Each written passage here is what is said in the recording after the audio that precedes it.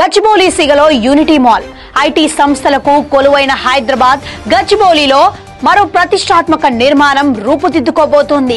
భారతదేశ సాంస్కృతిక వైవిధ్యం, స్థానిక హస్తకళలు, చేనేత ఉత్పత్తులను ఒకే వేదికపై ప్రదర్శించాలనే లక్ష్యంతో ఒక జిల్లా ఒక ఉత్పత్తి ఓడిఓపి పథకం కింద దేశవ్యాప్తంగా యూనిటీ మాల్ నిర్మాణం చేపట్టారు. 5.16 ఎకరాల విస్తీర్ణం, 50 అంతస్తుల్లో ఈ భారీ టవర్ నిర్మించేందుకు సీఎం రేవంత్ రెడ్డి ఆమోదముద్ర వేశారు. పబ్లిక్ ప్రైవేట్ పార్ట్నర్షిప్ పద్ధతిలో చేపట్టే ఈ మొత్తం ప్రాజెక్టు విలువ 1500 కోట్లు కావడం విశేషం. రాయదుర్గం ప్రాంతంలోని Telangana leather industries promotion corporation limited ప్రాంగణంలో నిర్మించే 50 అంతస్తుల్లో 5 బేస్మెంట్లను పార్కింగ్, ఇతర సౌకర్యాల కోసం 6 అంతస్తులను చేనేత హస్తకళల ఉత్పత్తుల ప్రదర్శనకు కేటాయించారు. 39 అంతస్తుల్లో కార్యాలయాలు, వాణిజ్య సదుపాయాలు వస్తాయి.